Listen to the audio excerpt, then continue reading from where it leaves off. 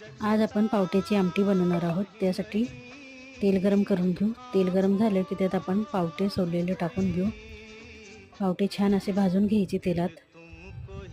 छान असे भाजून झाले की आपण थोडेसे त्याला चुरून घेऊ। छान असे चुरून झाले की आता आपण थोडंसं अजून तेल टाकून घेणार आहे आणि त्या तेलात कांदा लसूण मसाला आहे। कांदा खोबरं लसूण आलं ह्याची पेस्ट करून घेतली होती, ती टाकून घेऊ। ती छान भाजून घेऊ पावट्यासोबत। आता त्याच्यात आपण सर्व मसाले टाकून घेऊ। हळद धना पावडर जिरा पावडर लाल तिखट। आता सर्व छान भाजून घ्यायचे आणि त्यात आपण 1 ग्लास पाणी टाकून घेऊ।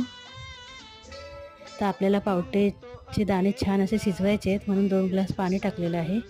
चवीनुसार मीठ टाकून घेऊ आणि छान अशी उकळी येऊ देऊ। उकळी आली की कोथिंबीर कापून टाकू आणि गॅस कमी करून त्याच्यावर झाकण ठेवूया।